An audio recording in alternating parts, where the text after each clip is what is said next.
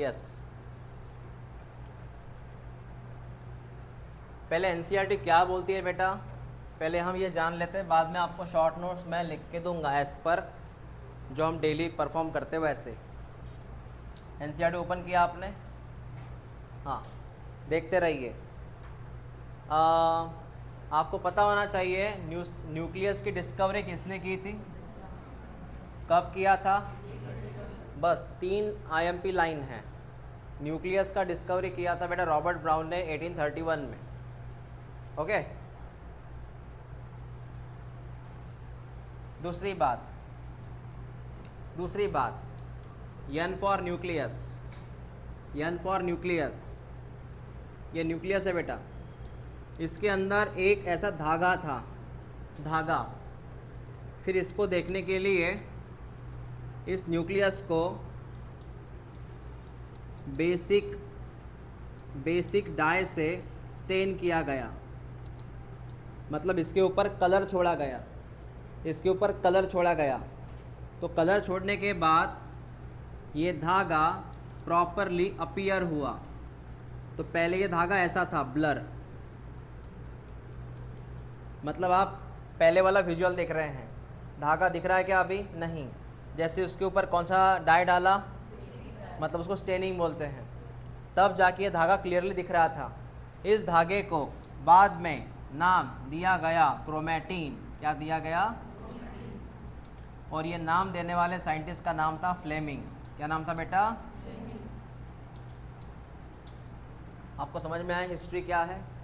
तो हिस्ट्री ऐसी है, सबसे पहले एक न्यूक्लियस ढूंढा गया, एन फॉर न्यूक्लियस ढूंढा गया।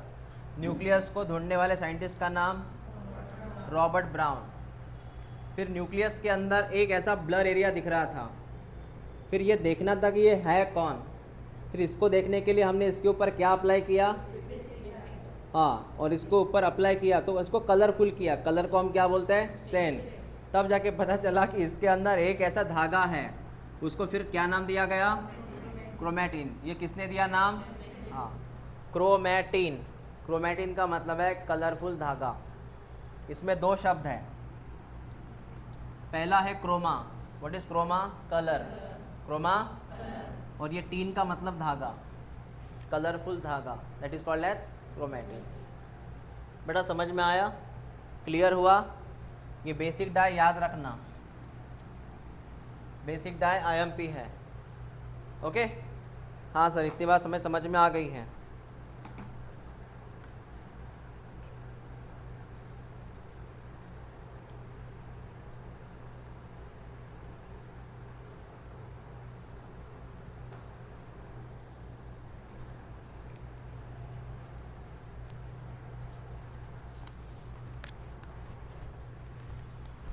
चलो ये बात क्लियर हो चुकी, आगे बढ़ते बेटा, आगे बढ़ते हैं। उसके बाद एनसीईआरटी क्या बोलती है देखो। एनसीईआरटी का बोलना है न्यूक्लियस का स्ट्रक्चर, स्पेशली न्यूक्लियस आपको 2 तरह से पढ़ना है। एक वो न्यूक्लियस पढ़ना है जो होता है इंटरफेज में, और एक वो पढ़ना है जो होता है ड्यूरिंग सेल डिवीजन।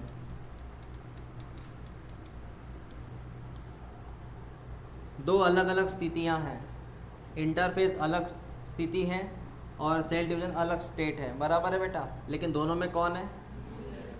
तो तुझे पढ़ना है इंटरफेस का न्यूक्लियस, क्योंकि ये स्टेबल है। इंटरफेस का न्यूक्लियस कैसा है? और ये भाई साहब अनस्टेबल है। पता है ना क्या क्या हो रहा था इधर माइटोसिस मियोसिस में? तो यहाँ का न्यूक्लियस स्टेबल है, तुझे इसको पढ़ना पड़ेगा अच्छे से। तो बेटा we have to study interface nucleus, ठीक है? Okay sir. सो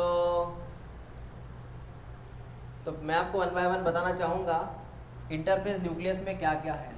बेटा इंटरफेस न्यूक्लियस जो होता है, हाँ, इसके अंदर एक धागा पाया जाता है, नाम क्या इसका? प्लस इसमें एक चीज़ होती है, कौन सी? मैं न्यूक्लियस के अंदर क्या क्या है उसकी बात कर रहा हूँ। क्रोमैटिन है, न्यूक्लियर मैट्रिक्स है, और कुछ स्फेरिकल बॉडी है बेटा जिसका नाम क्या है? न्यूक्लियोला है। ओके। तो मैंने आपसे क्या बोला, देखिए ज़रा सर, ये न्यूक्लियस है, न्यूक्लियस के अंदर का एरिया, तो मैं पहले क्लियर कर दूँ, न्यूक्लियस के अंदर के एरिया को मैट्रिक्स बोलते हैं, या फिर इसका और एक नाम है nucleoplasm, nucleoplasm. Is that clear? या फिर मैट्रिक्स। बता इसके अंदर क्या क्या है? सर इसके अंदर एक धागा है, नाम क्या उसका? इसके अंदर की बात कर रहा मैं। उसके अलावा इसके अंदर क्या है बता? Nucleolus, nucleolus. इसके अलावा कुछ बोला उन्होंने? नहीं, क्रोमैटिन बोला, न्यूक्लियर मैट्रिक्स बोला, स्पेरिकल बॉडी न्यूक्लियोलाई बोला, उन्होंने मैट्रिक्स तो पहले ही बोला है बेटा। मैट्रिक्स का मतलब ये वाले जगह, इसी का सेकंड नाम क्या बोलना? हाँ, 3 बोले ना मैंने, मैट्रिक्स, क्रोमैटिन, न्यूक्लियोलस, ये सब यहाँ रहते हैं। ओके सर, ये बात समझ में आ गई। एक चीज़ याद रखना, न्यूक्लियोलाई जो होता है वो 1 भी हो सकता है या अनेक भी हो सकते हैं। याद रखना, एक भी हो सकता है या मल्टीपल हो सकते हैं न्यूक्लियोलस। ओके, उसके बाद मुझे क्या बोलना है वो देख ले, देख ले बेटा।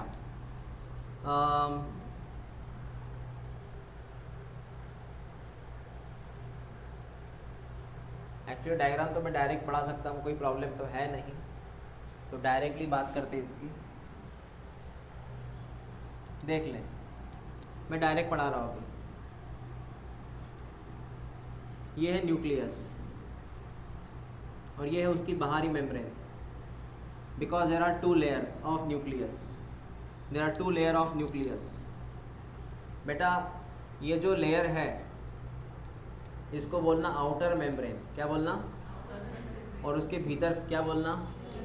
Inner membrane. बात समझ में आ गई? उसके अलावा फिर मैं यहाँ पे कुछ ड्रॉ करूँगा, पोर्स, छेद, 1 2 3, मैंने पोर्स ड्रॉ किए। प्लस और एक चीज़ मुझे ड्रॉ करनी है, वो है ER, एंडोप्लाज्मिक रेटिकुलम। अब मेरी बात गौर से सुन, ये तूने ड्रॉ किया सर, ये सर ड्रॉ किया हमने न्यूक्लियस,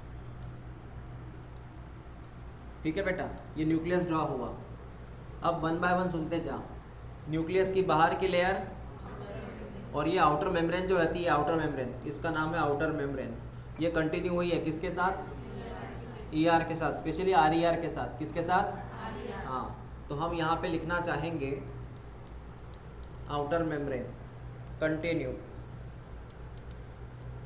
कंटिन्यू विथ RER, बराबर? हाँ, समझ में आया सर। उसके बाद में ये कौन सी लेयर है? Inner membrane. कौन सी? Inner membrane.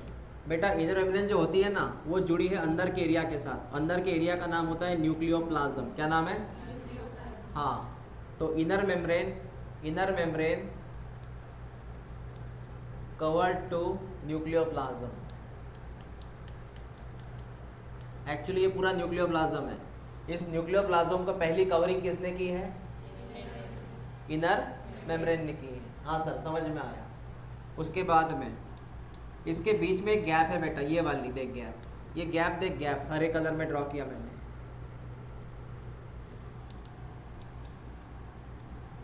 ये गैप को जरा गौर से देख। इस गैप का नाम है perinuclear space. Perinuclear space, ये IMP है। पेरी न्यूक्लियर स्पेस है ये स्पेस किसके बीच में है? आउटर इनर मेम्ब्रेन के बीच में है। Is called as perinuclear space. हाँ सर, समझ में आया। इसके अलावा यहाँ पे तुझे कुछ होल्स मिलेंगे, ये वाले बेटा, इसका नाम है न्यूक्लियर पोर। क्या नाम है इसका? Nuclear pore. अब जरा इसका काम सुन। न्यूक्लियर पोर ये क्या करता है? इसका मेन काम है बेटा ट्रांसपोर्टेशन। तुझे पता है ये कौन सा प्लाज्म बोला मैंने, और इसके बाहर कौन सा प्लाज्म? बेटा न्यूक्लियस के बाहर तो होता क्या है, चीज़ें बदलती हैं, चीज़ें बदलती हैं, कुछ इधर आती है, कुछ अंदर जाती है। तो ये आना जाना जो होता है एक गेट के जरिए होता है। उस गेट का नाम क्या है? तो न्यूक्लियर पोर का मेन काम है एक्सचेंज ऑफ द सब्सटेंसेस। उसमें एनसीईआरटी ऐसी बोलती है कि एक चीज़ बाहर जाएगी, उसने एग्जाम्पल लिया उसका आरएनए, आरएनए बाहर जाएगा, और एक चीज़ अंदर जाएंगी, जो अंदर जाएगी उसका एग्जाम्पल लिया उन्होंने प्रोटीन। क्या लिया एनसीईआरटी ने?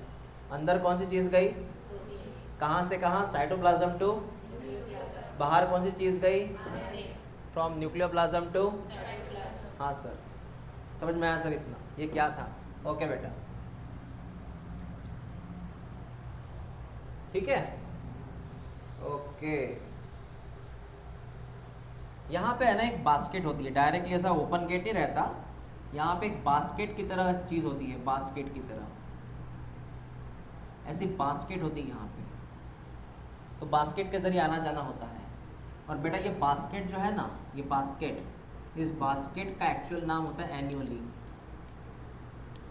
बास्केट का नाम एन्यूली, गेट का नाम कर लो, बास्केट का नाम एन्यूली, लेकिन गेट का नाम, जैसे एग्जांपल देख, ये दरवाजे की फ्रेम है, उस फ्रेम का नाम है न्यूक्लियर पोर, लेकिन उसका दरवाजा लगा है लकड़े का, समझा ना? उस फ्रेम का नाम क्या है, न्यूक्लियर पोर, लेकिन जो दरवाजा लगा है वो कौन है, एन्यूली। बेटा समझ में आया तुझे? Very good. अब क्या बचा वो देख ले, अब मुझे क्या बात करनी है। अब इस न्यूक्लियोप्लाज्म के क्या खासियत है वो देख ले। बेटा न्यूक्लियोप्लाज्म के अंदर एक डेंस बॉडी भरी होती है, उस डेंस बॉडी का नाम होता है बेटा न्यूक्लियोलस। क्या नाम है इसका, न्यूक्लियोलस।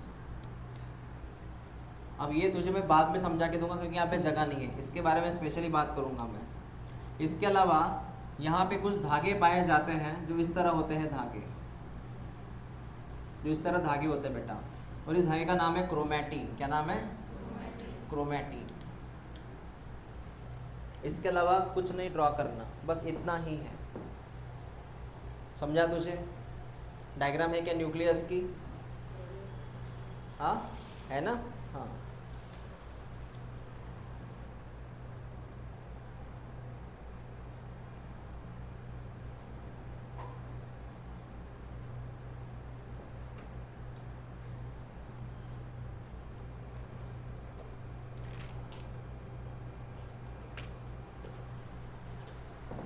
एक काम करो, इसको लिख लो।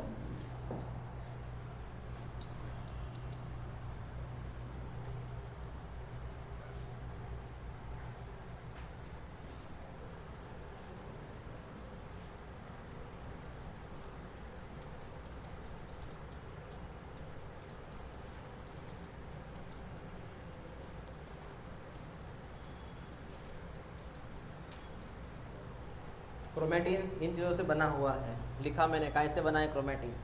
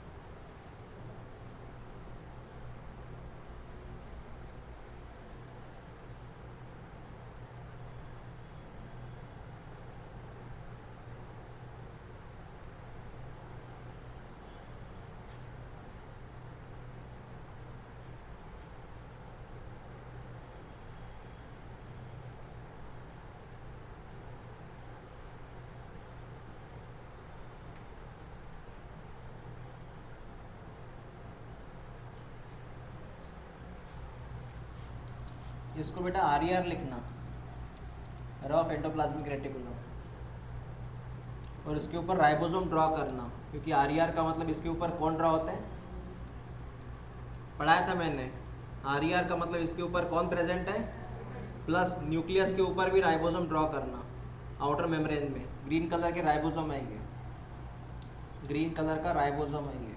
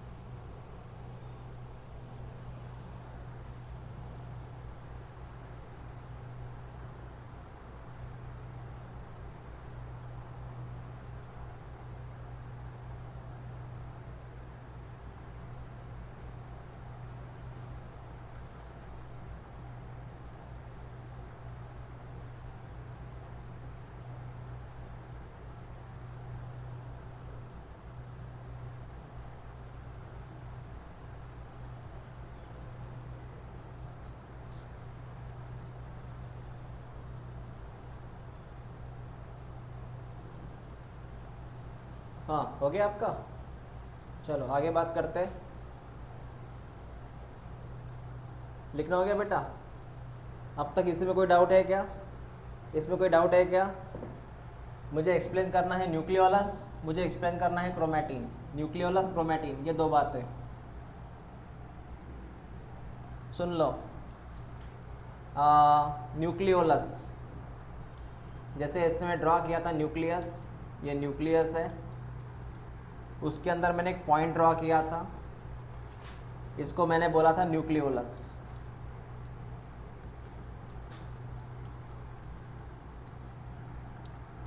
अगर तेरे यहाँ पे जगह बची है तो वहीं पर लिख सकता है। तूने न्यूक्लियोलस लिखा था ना, जगह अगर बची तो वहाँ लिख सकता है। पहली चीज़, ये नॉन मेम्ब्रेन बाउंड है, मतलब इसके ऊपर मेम्ब्रेन नहीं है, इसके ऊपर मेम्ब्रेन नहीं है, इसके ऊपर किसी प्रकार का कवच नहीं है, ऐसा कवच नहीं है, नहीं है। तो ये विदाउट मेम्ब्रेन वाला है ऑर्गेनेलिज। दूसरी बात, ये जो न्यूक्लियोलस होता है ये वन भी हो सकते हैं और मेनी हो सकते हैं, समझा बेटा? डिपेंड ऑन वो कितना क्या बना रहा है। सर उसका मेन काम क्या है? बेटा इसका मेन काम है वो RNA बनाता है, RNA सिंथेसिस। ये सबसे IMP बात बोली मैंने। उसका मेन काम क्या है? RNA सिंथेसिस, समझा बेटा? ऑल्सो ये राइबोसोम बनाता है, राइबोसोम प्रोडक्शन, इसलिए इसका नाम है राइबोसोम फैक्ट्री, क्योंकि इस फैक्ट्री में राइबोसोम बनते हैं बेटा। याद रखना, राइबोसोम बनते हैं न्यूक्लियोलस में।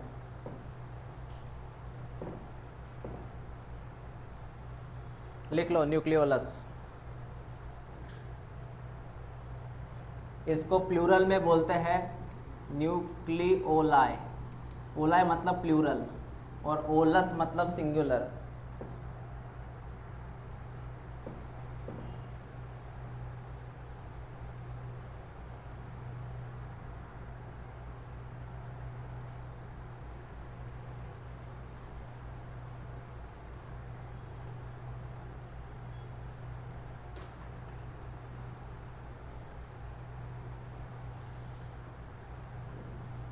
क्लियर हुआ?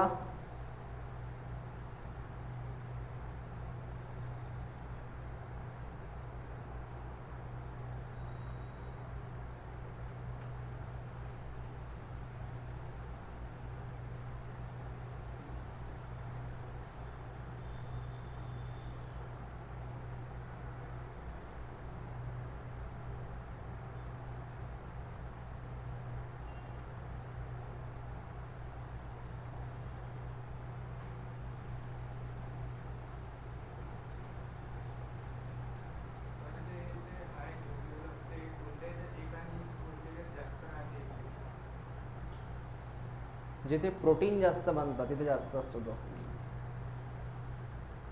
जहाँ प्रोटीन ज़्यादा बनता ना वहाँ पे रहता है वो, क्योंकि आरआरएनए का फुल फॉर्म क्या है, राइबोसोमल आरएनए। तो जहाँ पे राइबोसोम ज़्यादा है वहाँ प्रोटीन ज़्यादा बनता। पता है आपको ट्रांसलेशन याद आया, rRNA, tRNA, mRNA, rRNA, mRNA, tRNA, transcription, translation. तो जिस सेल में प्रोटीन ज़्यादा बनेगा उधर आरआरएनए बहुत रहता है, इसका मतलब वहाँ पे न्यूक्लियोलस भी ज़्यादा रहते हैं।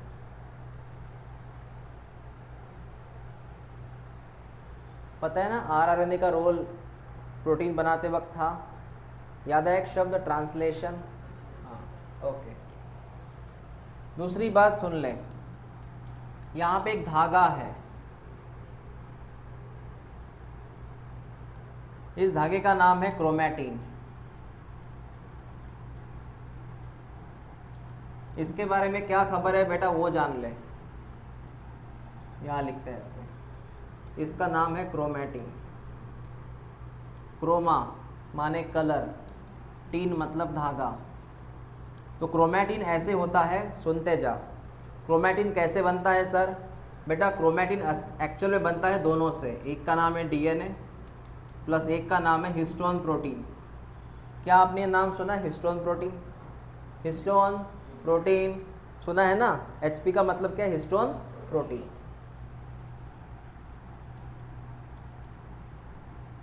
हिस्टोन प्रोटीन देखते जा, ये डीएनए है सर। हाँ बेटा ये डीएनए है,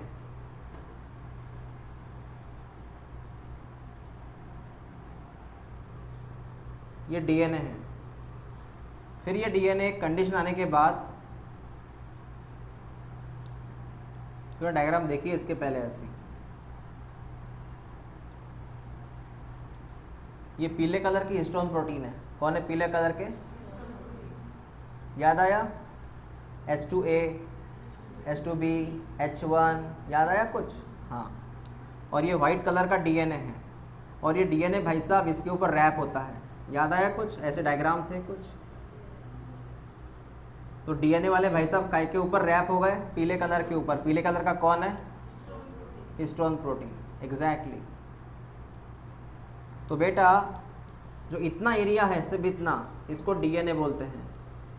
you know double helical structure, double helical structure is called as DNA.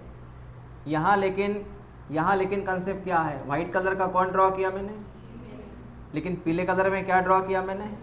Histone protein. तो इसको मत बोलना क्रोमैटिन। क्रोमैटिन मतलब इतना area. What is chromatin? DNA plus, ये क्रोमैटिन है बेटा। कौन है ये? क्रोमैटिन। समझा आपको क्या था ये? हाँ सर बात समझ में आ गई। तो ये है सिर्फ डीएनए, और ये वाले भाई साहब जो है सर जिसमें white colour yellow colour mixing है सर, ये एक्चुअली इसको बोलते हैं क्रोमैटिन, दैट इज़ कलरफुल धागा। इसके अलावा बेटा इसमें कुछ छोटे छोटे और चीज़ें पाई जाती हैं। इसके अलावा जैसे मैंने बोला ना क्रोमैटिन में डीएनए प्लस हिस्टोन तो होता ही है, इसके अलावा कुछ और चीज़ें होती है छोटी छोटी। एक होता है बेटा नॉन हिस्टोन प्रोटीन। कौन होता है? प्लस छोटा मोटा कौन रहता है? आरएनए। अब देख इसको मैंने छोटा लिखा, मतलब इसका इंपॉर्टेंस कम है, ये कम लगता है। Non histone protein plus RNA कम लगता है, और ये ज़्यादा होता है। क्लियर हुआ ये कंसेप्ट? हाँ, इसको ड्रॉ मत करो, लेकिन ये तूने लिखा था ना, what is the chromatin? It is the combination of, क्या हुआ इसको,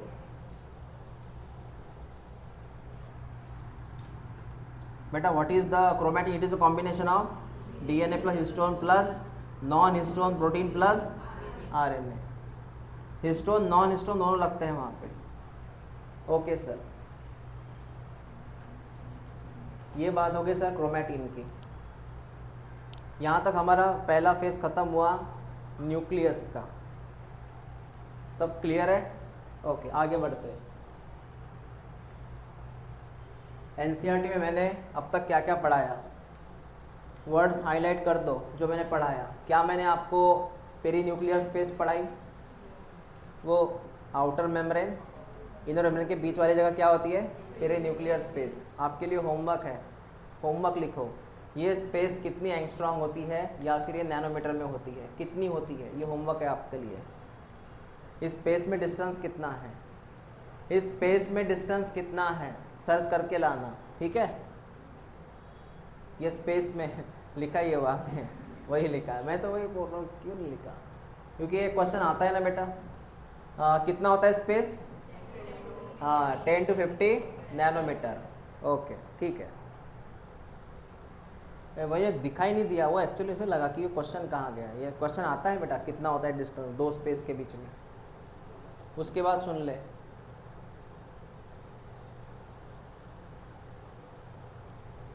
जरा एक न्यूक्लियस को अगर गौर से देखेंगा तू, तो न्यूक्लियस के अंदर बहुत सारी चीज़ें हैं। देख ये पिंक कलर के जितने भी धागे हैं वो कौन है, क्रोमैटिन।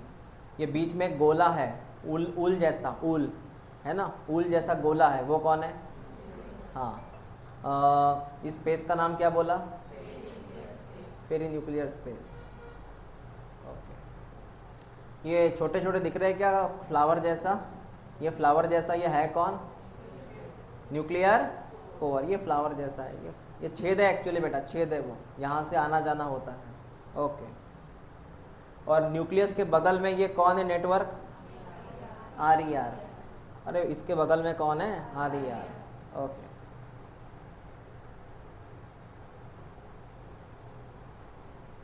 मैंने क्या बोला तुझे, एक बार न्यूक्लियर कोर का जो पैराग्राफ ओपन कर, वो डायग्राम तुझे मैंने बोला था ना, ये दो चीज़ों के ऊपर फोकस करना, कौन अंदर जा रहा है, RNA की प्रोटीन। अरे तुम्हें डायग्राम ड्रा किया था ना, अंदर कौन जा रहा है, बाहर कौन आ रहा, हाँ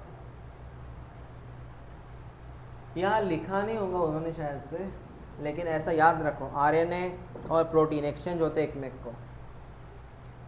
एक में को एक्सचेंज होता है बेटा वो, ठीक है सर। नेक्स्ट,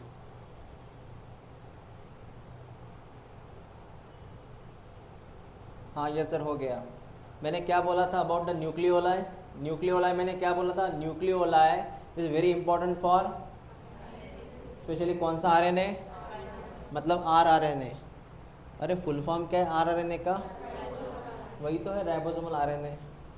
तो न्यूक्लियोलस का मेन काम है RNA synthesis, rRNA synthesis.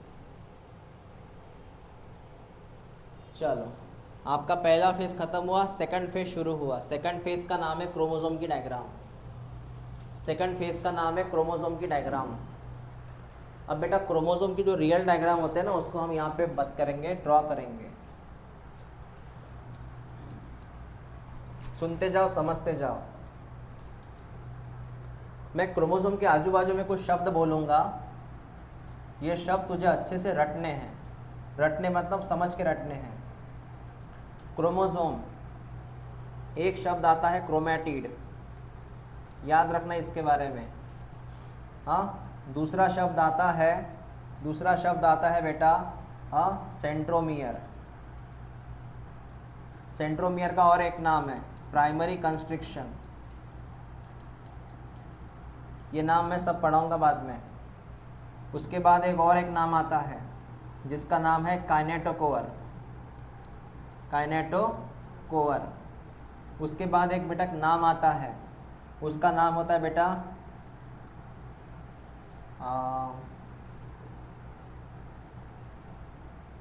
Secondary constriction, secondary constriction. उसके बाद एक नाम आता है, तूने नाम सुना कभी, सैटेलाइट। क्रोमोसोम के ऊपर कौन लगा रहता, सैटेलाइट। इसके ऊपर और एक नाम आता है टेलोमर, टेलोमर। तो ये सब नाम क्रोमोसोम से बिलोंग करते हैं। मतलब जब भी तू क्रोमोसोम पढ़ेगा इनको याद करना पड़ेगा, telomere, chromatid, secondary constriction, centromere, satellite. हर एक नाम IMP है। मैं इसकी डायग्राम बनाने जा रहा हूँ अभी, पहले नाम तो आप पढ़ लो, लिख लो ये नाम, ताकि तुझे पता चले कि ये नाम सब IMP और ये पढ़ने हैं मुझे।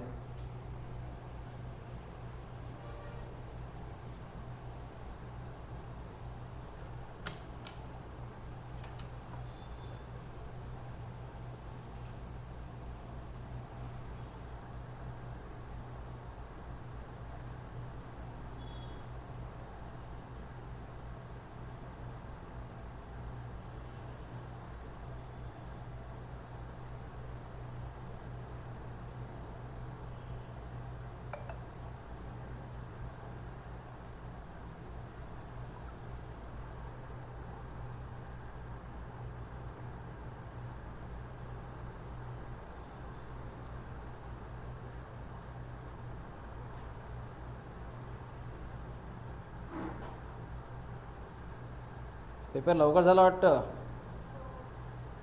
चला चांगलं झालं. रिजल्ट कितने बजे हैं? वही तो, डरो मत. अब रिजल्ट कुछ भी आ जाए, अगले साल नीट अच्छे से क्रैक करनी है.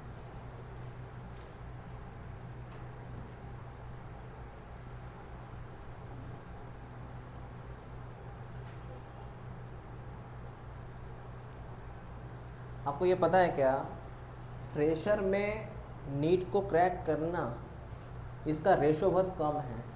बहुत कम बच्चे फ्रेशर में ही नीट क्रैक कर लेते हैं, बहुत कम बच्चे रहते हैं. अब आपके साथ अलग अलग हादसे हुए हैं, दैट्स वाई आपने फ्रेशर में वो नीट क्रैक, अलग अलग हादसे सब तरह के आ गए. वो चाहे वो कॉलेज का मैटर हो, बोर्ड की एग्ज़ाम हो, बुखार हो, उसके बाद में सिलेबस का पेंडिंग होना हो, है ना, उसके बाद में बहुत सारे रीज़न्स हैं. रिवीजन ना होना हो, पढ़ाई तो हो गया लेकिन रिवीजन नहीं हुआ, मल्टीपल टेस्ट नहीं आपने दिया था, बहुत सारे रीज़न्स हैं. तो ये सब आपको यहाँ कवर करने हैं अभी, जो आपने गलतियाँ की. तो आप ये मत सोचना कि मेरा एक साल मैं मतलब बर्बाद हो रहा है या क्या. एक्चुअली क्या रहता है, आप रेशो निकाल के देखो, जितने भी बच्चे MBBS जाते हैं या डॉक्टर जाते हैं, उसमें मैक्सिमम रिपीटर रहते हैं. कौन रहते हैं? क्योंकि फ्रेशर में वो रिज़ल्ट निकलता है, ऐसा नहीं मेरा मानना, लेकिन वो सारी चीज़ें फिर वो फेवरेबल होना, ईच एंड एवरीथिंग जो है फेवरेबल होना. मतलब आप हेल्दी होना चाहिए, आपने टेस्ट देना चाहिए, आपकी रिवीजन प्रॉपर होना चाहिए, अपना टाइम टेबल अच्छा होना चाहिए, गलतियाँ आपको पहले से सुधरनी चाहिए, गलतियाँ आपको पता भी होनी चाहिए कि मेरी गलती हो रही है यहाँ पे, तब वो निकल सकता है. ओके, तो सर ये समझ में आया. अब मैं इसको ड्रॉ करने जा रहा हूँ, देखते जा बेटा. पहले जो इस बात को समझ, क्रोमोसोम आखिर में है क्या. तो मैं यहाँ पे डायग्राम बनाने जा रहा हूँ, देख ले. ये है इंटरफेज और ये है बेटा सेल डिवीजन वाली फेज. इसको तो बोलेगा डिवीजन फेज. क्या बोलेगा?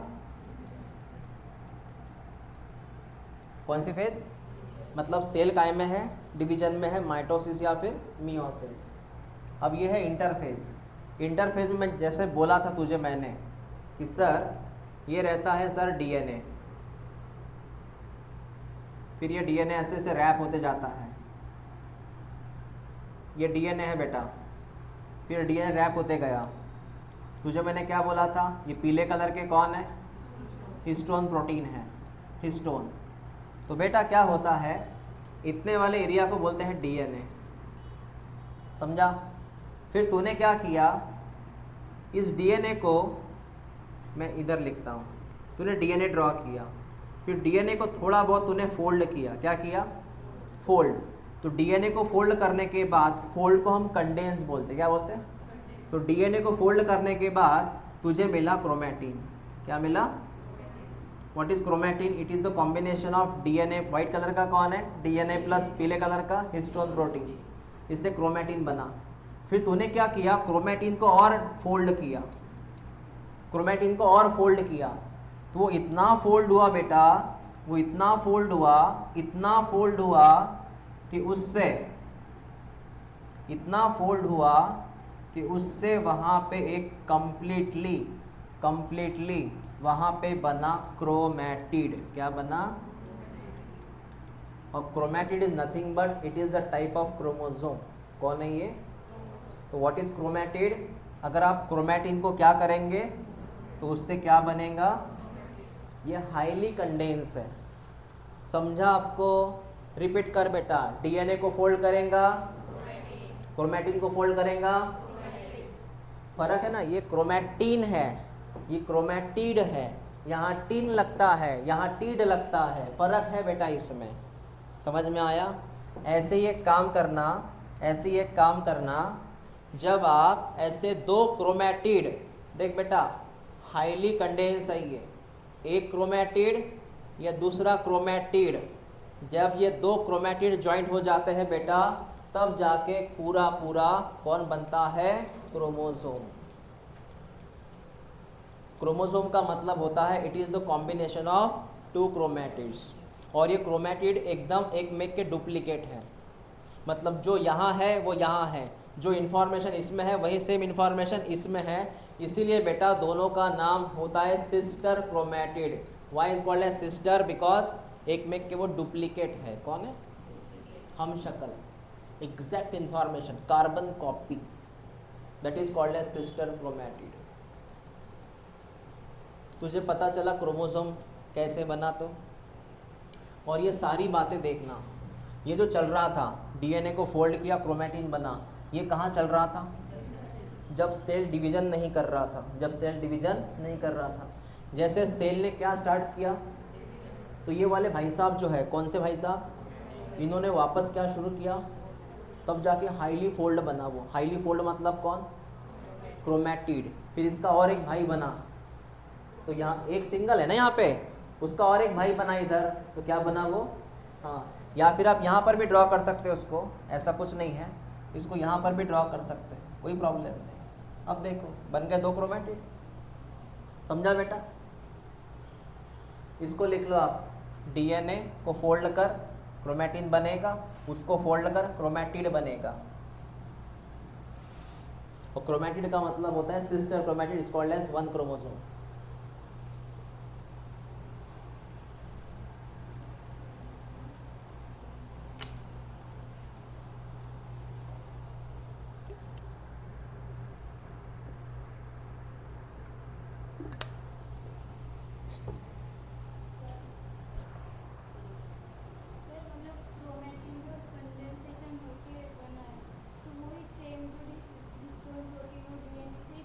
एग्जैक्टली वही चीज़ है, वही चीज़ है। जैसे पाइनएप्पल शेक से ही कुल्फ़ी बनी, मतलब कंटेंट वही है, सिर्फ स्टेट बदल गई, समझा ना आप। तो पाइनएप्पल, या फिर अपन कभी कभी अपन मंथ ऑफ मई में घर पे ये लेके जाते हैं आइसक्रीम, लेकिन घर रहता 10 किलोमीटर दूर, तो वो जब आइसक्रीम घर पे लेके आते ना, तो रास्ते में वो आइसक्रीम क्या बन जाती, स्टेट अलग है, स्ट्रक्चर एक है, समझा ना। तो चीज़ें वही हैं, सिर्फ स्टेट बदल गई। पानी को बर्फ़ बोलना, बर्फ़ को ही पानी बोलना, सिर्फ उनका स्टेट अलग अलग है। तो बेटा इसमें डीएनए भी आया, क्रोमैटिन, डीएनए भी आया, हिस्टोन भी आया, समझा आपको। हाँ, मतलब केमिकल कंपोजिशन नहीं चेंज हुआ, उसका सिर्फ फिज़िकल चेंज हुआ।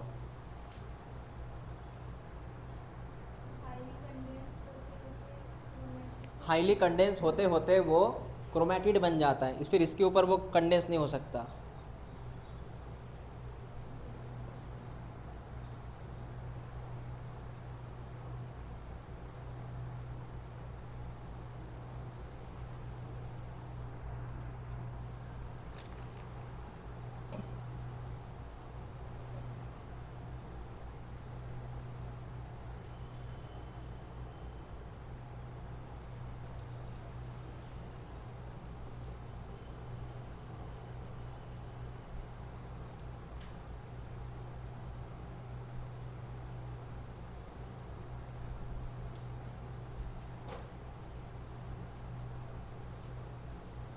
न्यूक्लियस में थोड़ा यही टॉपिक थोड़ा धीरे पढ़ाना पड़ता है, मतलब इसको थोड़ा समय लगेगा, क्योंकि क्रोमोसोम है, इसी के ऊपर आपका वो पूरा जेनेटिक्स डिपेंड है।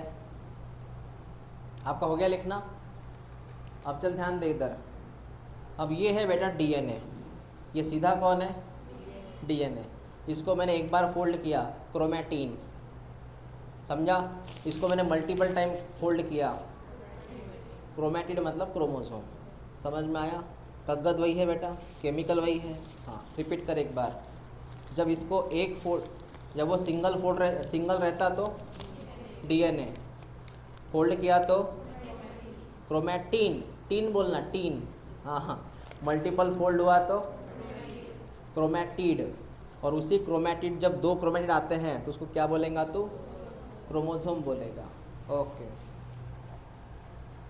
हाँ सर ये समझ में हमें क्या बोलना आपके। तो इसको मैंने सिस्टर क्यों बोला, बिकॉज सर जो ये है सेम ये है और they are Xerox copy of each other, मतलब they are clone to each other. एक में कि वो कौन है, क्लोन है, मतलब जो लिखा जो इन्फॉर्मेशन इसमें है सेम इन्फॉर्मेशन किस में है, इसमें है। That's called as sister. Sister मतलब डुप्लीकेट, वो कि मौसी की लड़की नहीं है, हाँ, कजिन सिस्टर नहीं है, वो सगी बहन है। हाँ, समझ में आया आपको? मुझे अभी क्रोमोसोम का डायग्राम पढ़ाना था, लेकिन बच्चे आ गए, धूप में खड़े रहेंगे, तो जो कल की टेस्ट है अब उसमें दिक्कत गई है। तो एक काम करो, आप